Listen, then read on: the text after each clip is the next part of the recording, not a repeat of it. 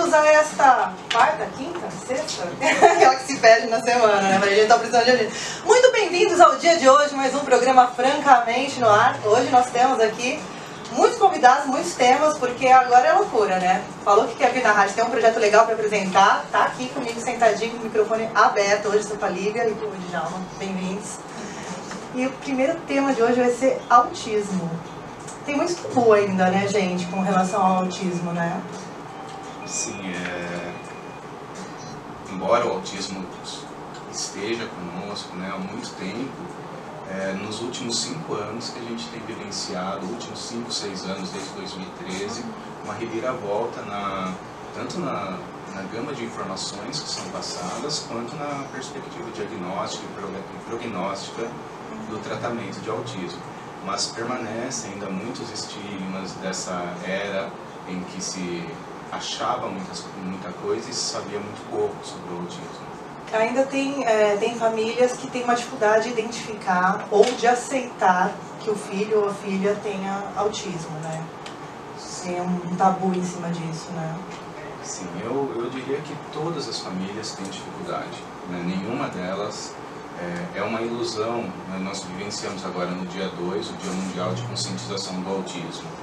E eu considero que é uma ilusão a gente imaginar que dentro de uma família que teve lá sua gestação dentro da normalidade, na maior parte dos casos, nasceu bebezinho que foi amado desde o primeiro momento, com um monte de projeções, um monte de expectativas, e que de repente você começa a perceber que o desenvolvimento não está caminhando na rota do previsto, né, nos manuais biomédicos e na nossa cultura, e se depara com os profissionais que vão falar que, olha, seu filho apresenta comportamentos ou preenche critérios para um diagnóstico que é chamado atualmente de transtorno do espectro do autismo, que não sabemos a causa e também não sabemos a cura. O que sabemos são alguns tratamentos que têm uma eficácia.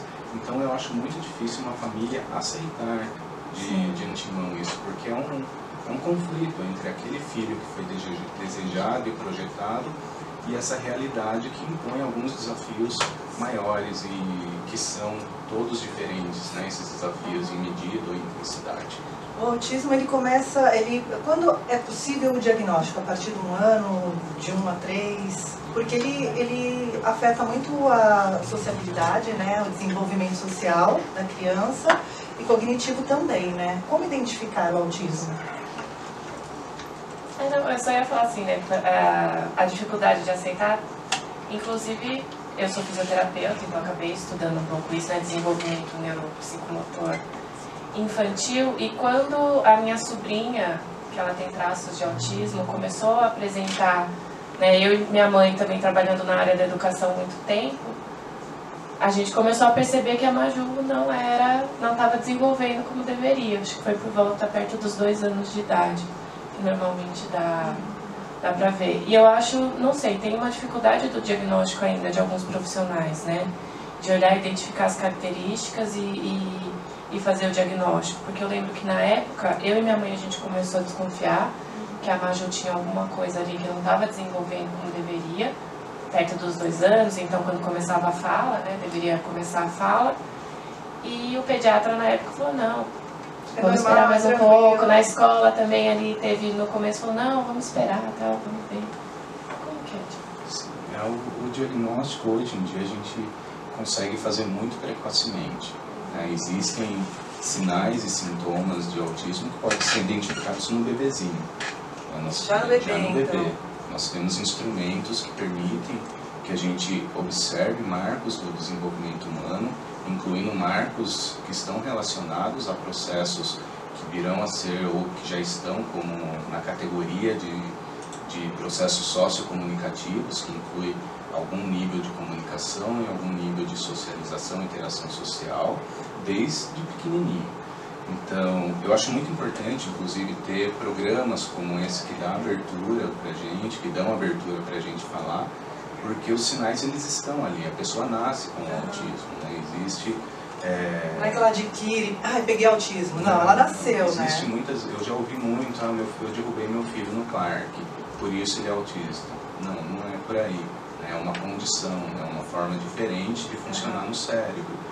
E então, ainda existe na parte diagnóstica muitos profissionais, especialmente da área médica, que tem aquela frase, uma frase que eu odeio, né, muito, que é vamos esperar o tempo da criança. Não, identificou algo que está acontecendo errado no desenvolvimento, ou melhor, refazendo minha frase, algo que está se desviando do que é esperado no desenvolvimento disso, vamos investigar. Vamos investigar porque quanto antes identificar, melhores são as chances de achar um bom tratamento, que são todos muito caros, inclusive, e, portanto, um prognóstico melhor, né? Uma vida melhor em busca de autonomia e independência dessa pessoa. Tem outras não doenças.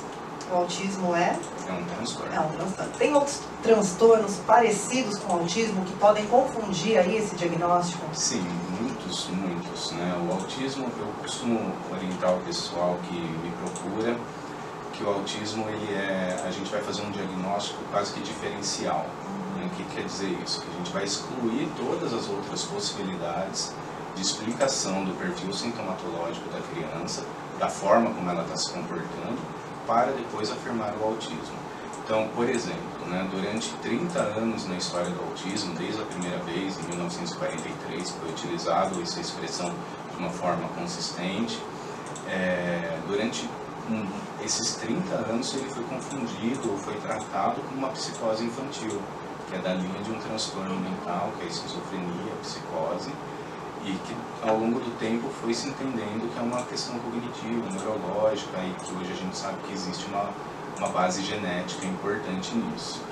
Então tem outras possibilidades, por exemplo, uma síndrome genética que se chama X frágil, que apresenta manifestações semelhantes, mas que o curso do desenvolvimento da pessoa se difere, é bem diferente. Então, profissionais assim, como os que nós temos no meu consultório e outros colegas, tantos no Brasil e no mundo afora, que se dedicam exclusivamente a isso, têm um olhar mais acurado, e são essas pessoas que a gente tem que buscar para conseguir fazer esse diferencial e conseguir fazer um diagnóstico precoce e propor a conduta adequada. Porque o mais importante é encontrar um profissional preparado para fazer esse diagnóstico, né, para, enfim, indicar os melhores tratamentos para que essa pessoa com autismo tenha mais autonomia de vida, né? No dia a dia, o que o autista, quais são as maiores dificuldades do autista, além do relacionamento pessoal, né, do social e do desenvolvimento cognitivo? Quais são as dificuldades que um autista enfrenta? Eu vou fazer uma resposta rápida e eu passo para a Lívia, que eu acho que ela pode falar melhor do que eu. Uma coisa que a gente tem que ter em mente é assim, tem a alteração no processamento sensorial, que é a forma como a criança vai receber, a criança, o jovem ou adulto, vai receber e lidar com o mundo, alteração sociocomunicativa, que implica comunicação e interação social, e padrões repetitivos ou estereotipados de comportamento, interesses fixos, intensidade ou foco. Tem que ter isso, né? Tem isso em alguma medida em todas as pessoas que estão dentro do espectro. Mas todas as pessoas no espectro são únicas. Elas são diferentes entre si, portanto, por isso, né, que se criou um espectro, né, uma amplitude maior diagnóstica e de possibilidade. Existem níveis de autismo? Existem mais níveis, leve, mais... Atualmente a gente trabalha com nível de gravidade, que vai ser avaliado a partir do funcionamento, do nível de apoio que a pessoa precisa, nível 3 com muito apoio, nível 2 com pouco apoio, nível 1 com apoio não muito expressivo. Mas no Brasil a área médica segue o Código Internacional de Doenças, que é a CID, e a gente está na versão 10, né? Saiu a versão 11 no ano passado para análise, que está prevista para janeiro de 2022, que vai incluir esse transtorno do espectro do autismo. Por que eu estou dizendo isso? Porque o transtorno do espectro do autismo, como uma categoria diagnóstica, ele está no manual que a Associação Americana de Psiquiatria que faz, que é o DSM-5. E a CID-10, que é da Organização Mundial de Saúde, está atrasada nisso. Então, para o nosso diagnóstico, a gente vai tratar de autismo infantil leve, moderado ou severo, para o diagnóstico ainda que mas isso é uma nomenclatura que está caindo em desuso. Mas então, respondendo a sua pergunta, a dificuldade depende de cada pessoa, por isso que eu acho que a Lívia é a pessoa certa para falar sobre isso. Eu sou tia, né?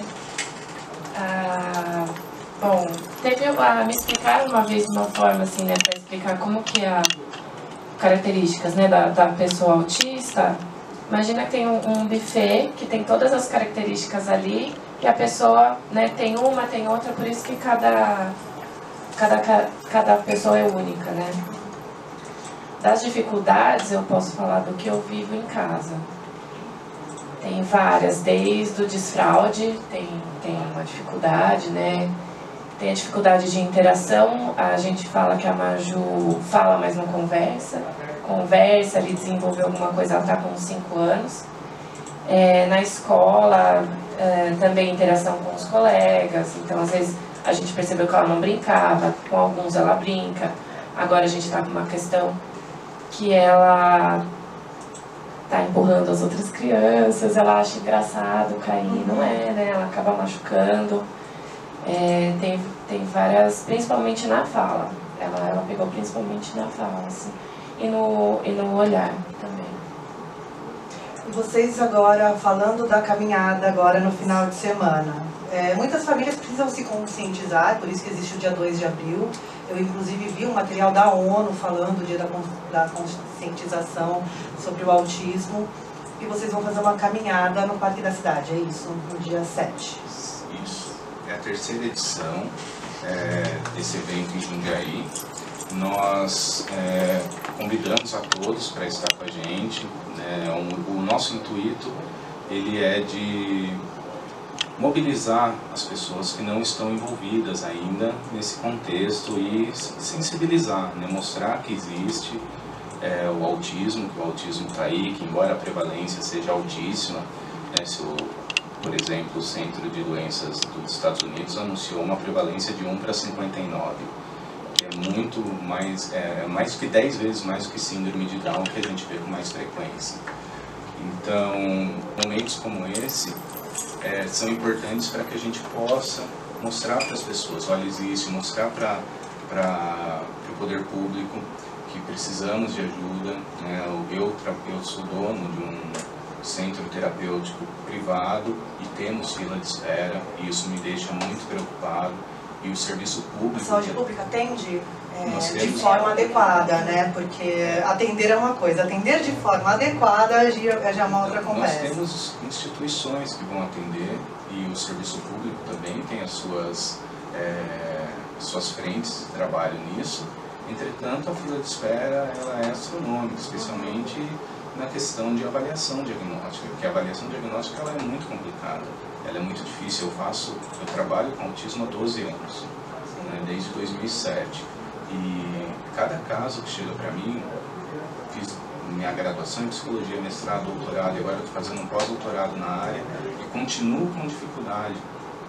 Todos os casos me trazem uma dificuldade, não tem um que é simples. E não só a criança, mas a família também, porque existe o apoio à criança, que precisa de diversos profissionais ali atendendo fono, físio, enfim, são diversos profissionais que atendem essa criança, e a família, porque a família precisa de um suporte também, a hora que reconhece, porque às vezes ela já sabe ali que não tem alguma coisa que não está dentro do padrão, né?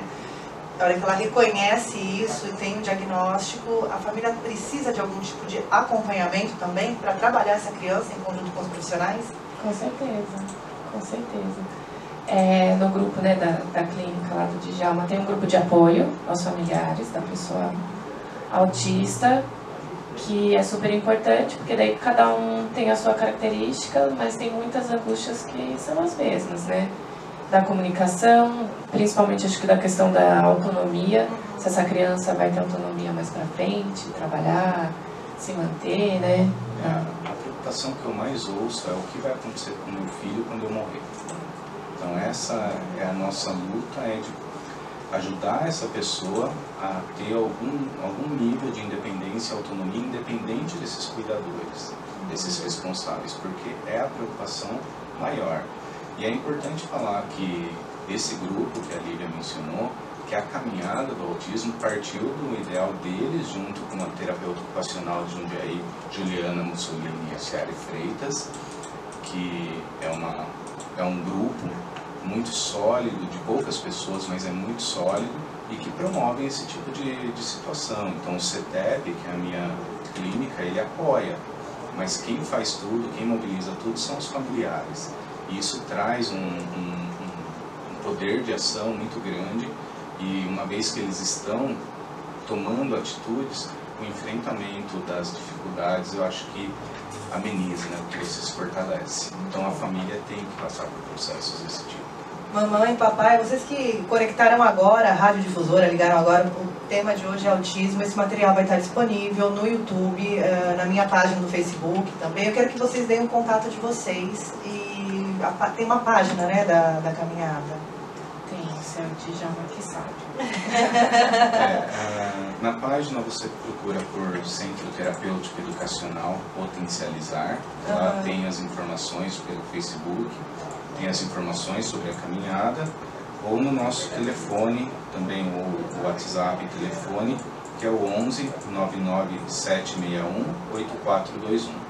Legal. Eu vou deixar esses dados disponíveis também no meu Facebook, no meu Instagram, que eu acho importante a gente quebrar essas barreiras aí de tabu, porque a família, quanto antes reconhecer e agir, vai ser mais saudável para a criança, mais rápido essa criança consegue um tratamento adequado para ela ter a autonomia que ela precisa, né? Sem dúvida. Com certeza. Gente, obrigada, viu? Eu quero muito vocês aqui de volta pra gente falar não só de autismo, mas outros transtornos. A Lívia também já convidei, você tá me devendo uma visita. Eu venho. Muito bem, achou bom. Estou à disposição. Gente, obrigada. Lembrando então, dia 7, caminhada no Parque da Cidade, a partir das 9 da manhã. Isso. Para conscientização do autismo. Eu acho que é uma ótima oportunidade para a cidade debater esse tema. Isso. E vistam-se de azul nesse dia, vistam-se de a cor azul. representativa do autismo. Muito bem, gente. Obrigada pela participação de vocês. Domingo estarei lá com vocês. De azul, Obrigada. provavelmente. De azul, Eu vou achar uma roupa azul, porque você tem roupa preta. Verdade. Obrigado. Obrigada. Vamos de música e daqui a pouquinho a gente volta com mais Francamente aqui na sua Rádio Difusora.